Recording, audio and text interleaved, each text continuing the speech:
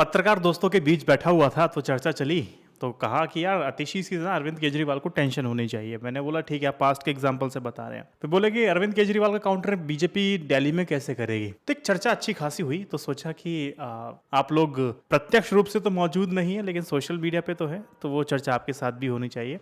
तो मैं एक बताता हूँ पूरी बात क्या है। पहले मैं आपको ये बताता हूँ कि अरविंद केजरीवाल को टेंशन क्यों होनी चाहिए, ऐसा क्यों बोला गया। तो दरअसल ना देश की जो राजनीति का इतिहास ऐसा रहा है कि जब भी कोई लोकप्रिय मुख्यमंत्री होता है, सत्ता किसी अपने शिष्ट टाइप के नेता को सौंप के चला जाता है। अब उसी शिष्य से वो सत्ता को वापस लेने पापड़ बेलने पड़ जाते हैं। यही कारण था, उसी की वजह से इन्होंने बोला कि अरविंद केजरीवाल को अतिशी से समस्या होगी। एग्जाम्पल दूं तो नेताओं को ना राबड़ी टाइप जो मॉडल है वो ज्यादा पसंद आता है। चारा घोटाले में जेल जाने के पहले बिहार के मुख्यमंत्री लालू प्रसाद यादव, उन्होंने भी सत्ता ना अपनी पत्नी को, राबड़ी देवी को मुख्यमंत्री बना दिया। बोला कि पत्नी को ही बिल्कुल सेफ है। पर मुश्किल ये है कि मुख्यमंत्री अरविंद केजरीवाल तो ऐसा नहीं कर सकते थे। भारतीय जनता पार्टी उनके सामने है। अगर अरविंद केजरीवाल सुनीता केजरीवाल को, अपनी पत्नी को अगर मुख्यमंत्री पद प्रस्तावित कर देते, अभी अतिशी हैं, तो क्या होता। सब किए कराए पे पानी फिर जाता। तो राबड़ी मॉडल तो नहीं चलता है ना यहाँ पे, क्योंकि बीजेपी वंशवाद को लेकर लगातार इंडिया गठबंधन के नेताओं को टारगेट करती रहती है। और अरविंद केजरीवाल अपनी पार्टी को आम लोगों की पार्टी कहते हैं।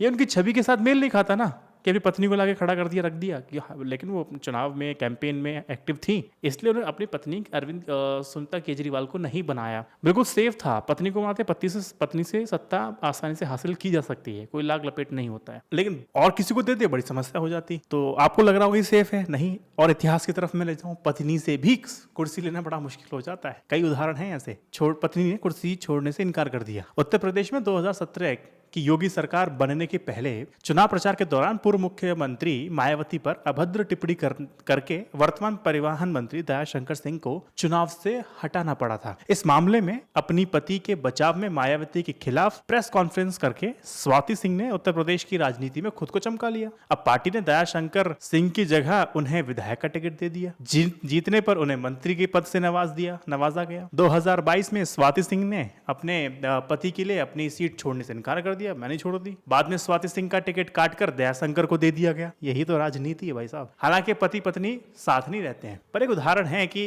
पत्नी को दे देना आप टेंशन फ्री हो जाएंगे, ये भी आप नहीं कह सकते। लेकिन हाँ, most of the cases Rabri model पसंद आता है काफी लोगों को।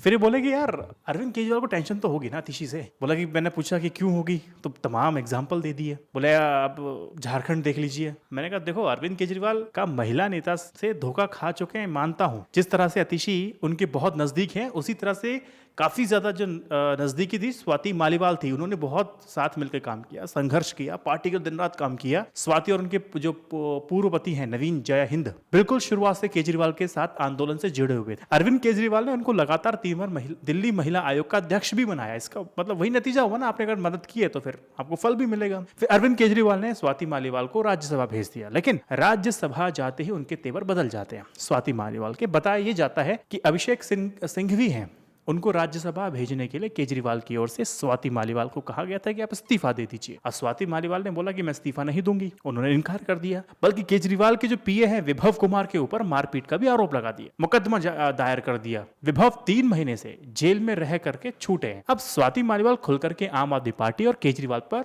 हमला कर रही है। हालांकि लेकिन आम आदमी पार्टी के जो नेता मान रहे हैं कि अतिशी ऐसा कुछ नहीं करेंगी।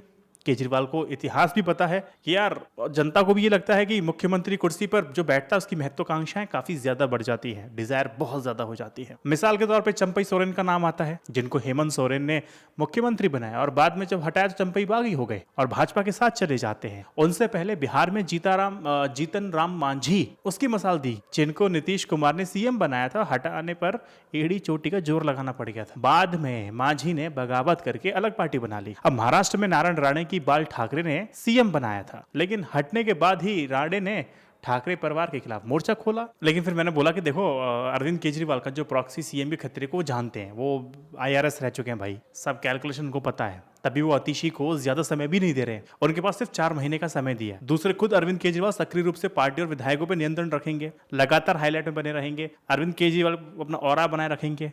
इसलिए उनको अतिशी को सीएम बनाने में कोई खतरा नहीं दिखा, इसलिए बना दिया। क्या समस्या है? अब यहाँ पर हाँ, एक चीज क्या हो सकती है आगे राजनीति में, रेयरेस्ट ऑफ द रेयर क्या होगा? ये तो होगा ही होगा, रेयरेस्ट ऑफ द रेयर नहीं होगा कि अतिशी की सीएम कुर्सी को महिला स्वाभिमान से जोड़ दें फिर ना इस्तीफा दें। ऐसा कम लगता है, लेकिन कुछ नहीं पता, ये भी हो सकता है। हाँ, लेकिन इसकी संभावना अधिक है कि अरविंद केजरीवाल उनको हटाएं तो वो हट जाएंगे, लेकिन विपक्ष को ये मौका जरूर दे देंगी कि अरविंद केजरीवाल की पार्टी में महिलाओं को सम्मान नहीं है, महिला को दिया और हटा दिया।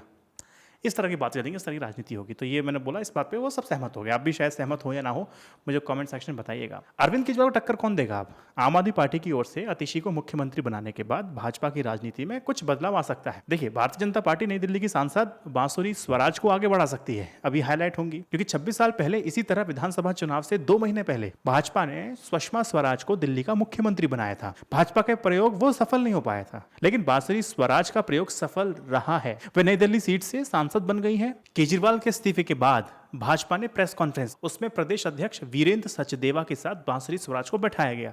ध्यान देना, असल में आपने अतिशी के जरिए युवा और विदेश से पढ़ी महिला मुख्यमंत्री का जो नैरेटिव बनाया है, उसकी काट भाजपा बांसुरी को आगे कर सकती है। जैसे कि अतिशी ने ऑक्सफोर्ड यूनिवर्सिटी से पढ़ाई की, तो बांसुरी स्वराज ने भी तो ऑक्सफोर्ड से लॉ की पढ़ाई की है। वे दिल्ली हाईकोर्ट और सुप्रीम कोर्ट की सफल वकील रही हैं और अब सांसद हैं। दोनों की उम्र लगभग एक समान है।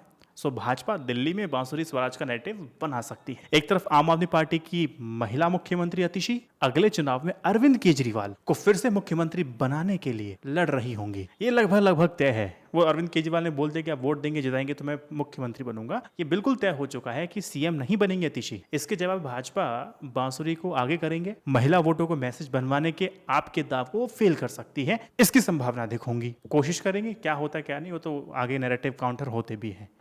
तो ये सारी बातें मेरी चली चाय पर। ये चर्चा मैं भी दोस्तों के साथ भी करूंगा। आप 4 लोग हैं, मेरे 4 लाख लोग भी सुनने वाले। तो ये चर्चा मेरी हुई। अगर आप उस चर्चा में मेरे साथ बैठे होते तो आप क्या कहते? सहमति देते या फिर कुछ और ऐड ऑन करना चाहते? मुझे कमेंट सेक्शन में बताइएगा, बड़ा मजा आएगा पढ़। जय Hind, Vande Mataram, stay updated, stay educated, सत्यमेव जयते, नमस्कार।